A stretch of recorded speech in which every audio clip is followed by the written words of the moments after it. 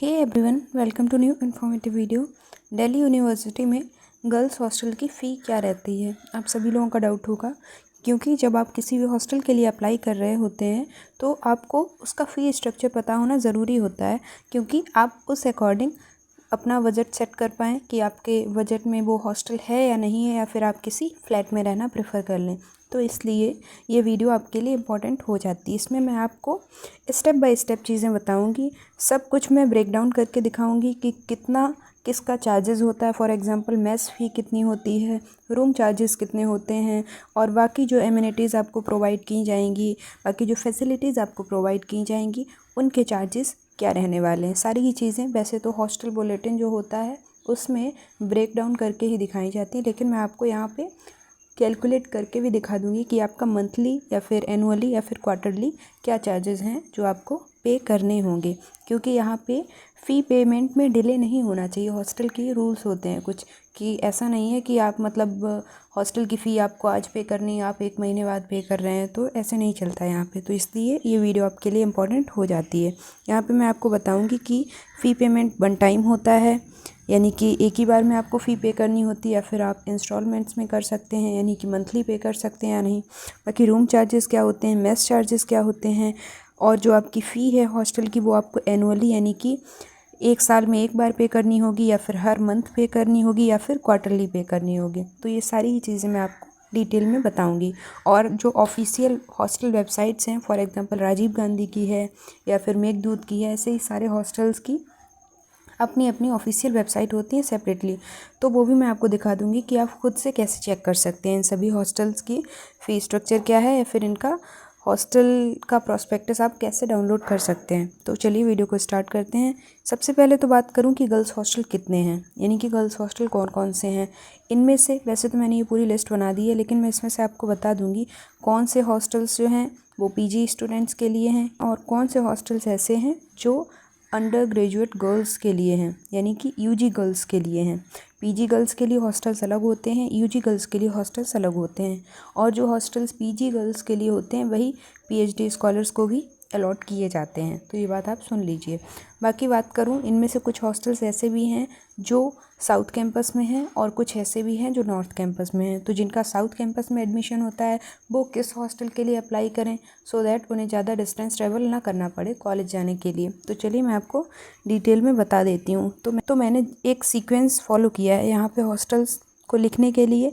यहाँ पे आप देख सकते हैं 1st, 2nd, 3rd, 4th and 5th, ये जो 5 हॉस्टल्स हैं, ये पूरा एक कॉम्प्लेक्स टाइप का है मुखर्जी नगर में, उसके अंदर ही ये 5 हॉस्टल्स आते हैं। तो यहाँ पे जो फर्स्ट हॉस्टल है ये आपका अंडर ग्रेजुएट गर्ल्स के लिए है, यानी कि यूजी गर्ल्स के लिए ये हॉस्टल है। इसमें पीजी गर्ल्स अप्लाई नहीं कर सकती हैं। तो सिर्फ़ और सिर्फ ये सिंगल हॉस्टल है जो यूजी गर्ल्स को अलॉट किया जाता है। बाकी सारे हॉस्टल्स पीजी या फिर पीएचडी स्कॉलर्स के लिए हैं। सुन लीजिए आप, इसीलिए कई लोगों ने जब हॉस्टल फॉर्म फिल किया था उन्हें प्रेफरेंसेस शो नहीं हुए थे, क्योंकि जो यूजी गर्ल्स हैं यूजी कोर्सेज में जिनका एडमिशन हुआ है दिल्ली यूनिवर्सिटी में, उनके लिए सिर्फ एक ही हॉस्टल अवेलेबल है दिल्ली यूनिवर्सिटी के कैंपस में। इसके बाद में है मेघदूत, और दोनों ही हॉस्टल्स जो हैं दिल्ली यूनिवर्सिटी के नॉर्थ कैंपस के सबसे पास में पड़ते हैं अगर डिस्टेंस वाइज देखा जाए तो। और उसके बाद में लास्ट है गीतांजलि हॉस्टल, ये सिंगल हॉस्टल है जो साउथ कैंपस में पड़ता है दिल्ली यूनिवर्सिटी के। और ये हॉस्टल सिर्फ और सिर्फ पीजी, मतलब जो पीजी गर्ल्स हैं और पीएचडी स्कॉलर्स हैं, उन लोगों को ही अलॉट किया जाता है। तो ये बात अब आपको पता चल गई होगी। बाकी ऊपर जो मैंने बताए थे आपको 7 हॉस्टल्स, यानी कि यहाँ तक, ये सारे हॉस्टल्स दिल्ली यूनिवर्सिटी के नॉर्थ कैंपस में पड़ते हैं, और लास्ट वाला जो हॉस्टल है ये दिल्ली यूनिवर्सिटी के साउथ कैंपस में पड़ता है। तो बाकी अब बात करूँ इनके फ़ी स्ट्रक्चर की, तो फ़ी स्ट्रक्चर में सबसे पहले ये जान लेना ज़रूरी है कि आपको फ़ी किस बेसिस पे करनी होगी। मंथली पे करनी होगी, क्वार्टरली पे करनी होगी, या एनुअली पे करनी होगी। और इनका मतलब क्या है। एनुअली का तो आप सबको पता होगा, ईयरली, यानी कि 12 महीने के अराउंड आपको फ़ी पे करनी होती है, यानी पूरे 1 साल में एक बार जो पेमेंट आपको करना होगा हॉस्टल को वो एनुअली हो जाता है। क्वार्टरली से यहाँ पर मतलब हो जाता है जो फ़ी आपको 3 महीने में पे करनी होगी। तो मैं आपको बता दे रही हूँ, फॉर एग्जांपल आपका एडमिशन हो जाता है, अभी आपको सीट एलोकेट हो जाती है, अभी अगस्त चल रहा है, सितंबर में आपको सीट एलोकेट हुई, तो आपको जो फ़ी सितंबर, अक्टूबर और नवंबर मंथ के लिए पे करनी होगी, वो होगी आपकी क्वार्टरली फ़ी। इसी तरह से ये फ़ी आप फर्दर पे करते रहेंगे। बाकी मंथली का तो आपको पता ही है, जो हर महीने में पे करनी होती है वो मंथली होती है। तो दिल्ली यूनिवर्सिटी के हॉस्टल्स की जो फ़ी है वो आपको 2 तरीके से पे करनी होती है। पहली तो रिफंडेबल अमाउंट, जो आपको रिफ़ंड हो जाता है, जिसको सिक्योरिटी अमाउंट भी बोलते हैं। यानी कि ये आपसे इसलिए चार्ज किया जाता है ताकि आप हॉस्टल में कुछ तोड़ फोड़ ना करें। अगर आप तोड़ फोड़ करेंगे तो जब आप हॉस्टल छोड़ेंगे तो उसमें से कुछ अमाउंट कट कर लिया जाता है। और अगर आप वहाँ पर सही से रहते हैं, कोई तोड़ फोड़ नहीं करते हैं, तो फिर आपका सारा का सारा अमाउंट आपको रिफ़ंड कर दिया जाता है। ये अमाउंट अराउंड होता है, मैं बता दूं आपको, 9K से 10K के अराउंड ये अमाउंट रहता है। सारी हॉस्टल्स का वेरी करता है, लेकिन इसके बीच में ही सारी हॉस्टल्स का ये जो अमाउंट है, जिसे कॉशन अमाउंट भी बोलते हैं, रहता है 10K के अराउंड, यानी कि 10,000। बाकी नॉन रिफंडेबल अमाउंट भी होता है जो आपको रिफ़ंड नहीं किया जाता। ऑब्वियस है, आप किसी हॉस्टल में रह रहे हैं तो वहाँ के कुछ चार्जेस तो होते ही हैं। दिल्ली यूनिवर्सिटी के हॉस्टल्स हैं तो गवर्नमेंट हॉस्टल्स, लेकिन ये फ्री ऑफ कॉस्ट आपके लिए अवेलेबल नहीं होते। इनके जो चार्जेस हैं, इनफैक्ट चार्जेस किसी किसी के अकॉर्डिंग तो काफ़ी ज़्यादा हैं। कुछ लोग इसमें रहना प्रेफर भी नहीं करते हैं क्योंकि उनके लिए अफोर्डेबल नहीं होता है। मुझे जो चीज़ें पता हैं हॉस्टल्स के फैसिलिटीज़ के बारे में, वो तो मैं आपको टाइम टाइम पे बताती ही रहती हूँ। तो आप अगर रह सकते हैं यहाँ पे, इसीलिए मैंने बोला this is completely your choice. अगर आप यहाँ पे रहना प्रेफर कर सकते हैं तो यहाँ पे ज़रूर रहें जाके। आगे बात करूँ तो अब मैं आपको दिल्ली यूनिवर्सिटी की ऑफिशियल वेबसाइट पर लेके चलती हूँ। तो ये है दिल्ली यूनिवर्सिटी की ऑफिशियल वेबसाइट। यहाँ पे आप देख सकते हैं जितने भी हॉस्टल्स हैं दिल्ली यूनिवर्सिटी के कैंपस हॉस्टल, वो आपको यहाँ पे शो होंगे। सारे ही गर्ल्स हॉस्टल और सारे ही बॉयज़ हॉस्टल। यहाँ पे मैं आपको राजीव गांधी हॉस्टल की ऑफिशियल वेबसाइट दिखा देती हूँ एंड आपको बता दूँगी कि किस तरह से आपको हॉस्टल बुलेटिन डाउनलोड करना है। तो जब आप यहाँ पर क्लिक करेंगे तो आपके सामने राजीव गांधी की ऑफिशियल वेबसाइट ओपन हो जाएगी इस तरह से। यहाँ पे आप थोड़ा सा स्क्रॉल डाउन करके नीचे आएंगे तो यहाँ पे आप देख सकते हैं जो अपडेट्स आती हैं राजीव गांधी हॉस्टल की, वो आपको यहाँ पे शो होंगी। बाकी यहाँ पे लिखा हुआ है इन्फॉर्मेशन ऑफ बुलेटिन 2025 to 26, आप देख सकते हैं। इस पर जब आप क्लिक करेंगे तो आपका जो इन्फॉर्मेशन बुलेटिन का PDF है वो यहाँ पे खुल जाएगा। तो मैंने फ़ी स्ट्रक्चर वाला पेज ओपन कर लिया है। यहाँ पे आप देख सकते हैं कुछ फ़ी ऐसी है जो रिफ़ंडेबल है और कुछ फ़ी ऐसी है जो नॉन रिफ़ंडेबल। ऑब्वियस है, हॉस्टल के चार्जेस होंगे वो। तो यहाँ पे जो रिफ़ंडेबल अमाउंट है वो आपका 7,000 है, जो आपसे जिस दिन आपका एडमिशन कंफर्म होगा उस दिन आपसे ये चार्जेस लिए जाएंगे। 7,000 पूरा का पूरा अमाउंट आपको एक ही बार में पे करना होगा, ये बात आप ध्यान रखें। लेकिन ये बाद में आपको रिफ़ंड हो जाता है। मैं बात करूँ अभी बाकी क्या क्या चार्जेस हैं उनका ब्रेकडाउन देख लीजिए आप। तो एनुअल जो चार्जेस हैं, यानी कि आपको एनुअली पे करने होंगे, साल में एक बार पे करने होंगे। देख सकते हैं एडमिशन फ़ी है 200, हॉस्टल डेवलपमेंट चार्जेस हैं, आइडेंटिटी कार्ड है और उसके बाद में हेल्थ चार्जेस हैं। और इस तरह से आप सारी ही चार्जेस देख सकते हैं, जो कि हो रहा है 10,450, जो ये आपको एनुअली पे करना होगा। इसके बाद में मैं आपको पूरा कैलकुलेट करके बता दूंगी कि आपको एनुअली कितना पे करना है। उसके बाद में क्वार्टरली चार्जेस भी हैं जो आपको हर 3 महीने में पे करने होंगे।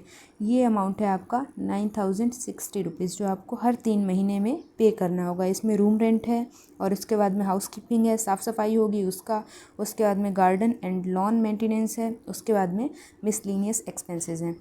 अब बात करूँ तो मेस चार्जेस क्या हैं। मेस चार्जेस आप देख सकते हैं स्क्रीन पे। मेस चार्जेस आपको मंथली पे करने होते हैं। ये सारे ही हॉस्टल्स का रूल कॉमन है कि मेस चार्जेस जो हैं वो आपको हर मंथ देने होते हैं। तो मेस चार्जेस में आपको 3,500 यानी कि 3,500 आपको एडवांस पे करना होगा। ये अमाउंट रिफ़ंडेबल होगा, इसीलिए मैंने आपको बताया था कि रिफ़ंडेबल अमाउंट 10,000 के अराउंड रहता है। तो आपसे सिक्योरिटी चार्जेस जो हैं हॉस्टल के लिए 7,000 लिए जा रहे हैं एंड आपका मेस का हो रहा है 3,500। तो ये टोटल आपका बन रहा है 10,500। ये आप देख सकते हैं, यहाँ पे मैं आपको पूरा कैलकुलेट करके दिखा दे रही हूँ। तो 10,500 आपका एडवांस अमाउंट है जो आपको बाद में रिफ़ंड हो जाएगा।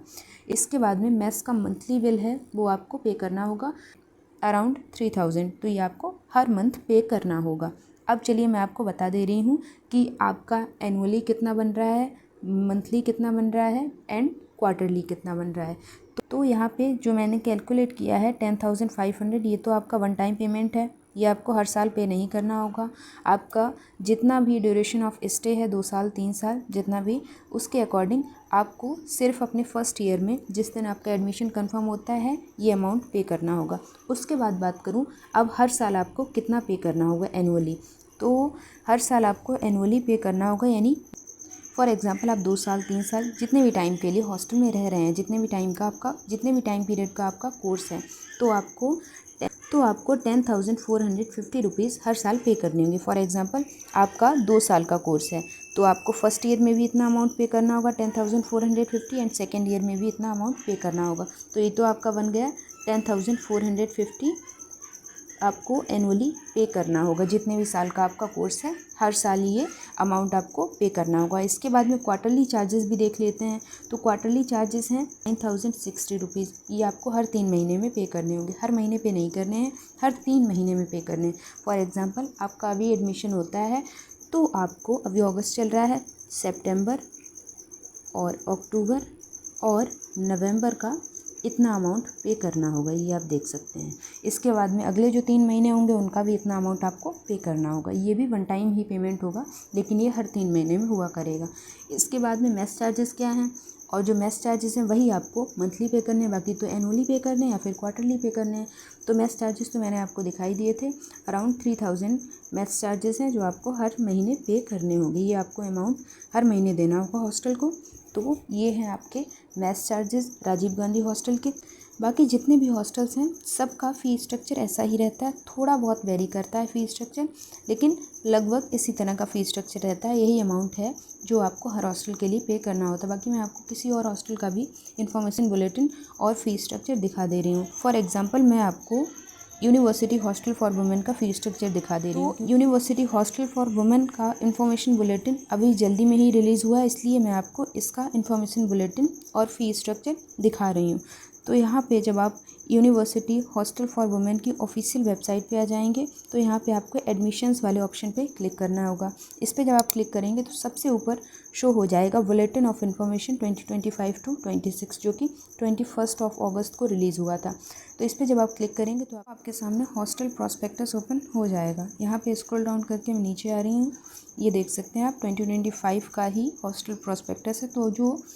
तो जो अपडेटेड हॉस्टल प्रॉस्पेक्टस है वही आप देखें। पिछले साल का हॉस्टल प्रॉस्पेक्टस भी वेबसाइट पे मिल जाता है, लेकिन वो नहीं देखना है आप। तो ये है इस हॉस्टल का, यानी कि यूनिवर्सिटी हॉस्टल का फ़ी स्ट्रक्चर। तो यहाँ पे जो सिक्योरिटी अमाउंट है या फिर कॉशन अमाउंट है वो आप देख सकते हैं 9,000 है टोटल, और राजीव गांधी का 10,500 था। तो उसी के अराउंड ये वेरी करता रहता है हॉस्टल टू हॉस्टल, लेकिन रहता उसी के अराउंड है, 10,000 के अराउंड। थोड़ा सा उससे ऊपर हो जाएगा या फिर उससे कम होगा थोड़ा सा। तो हॉस्टल का यहाँ पे 6,000 लिया जा रहा है एंड मेस का सिक्योरिटी अमाउंट आपसे 3,000 लिया जा रहा है। तो टोटल हो रहा है आपका 9,000।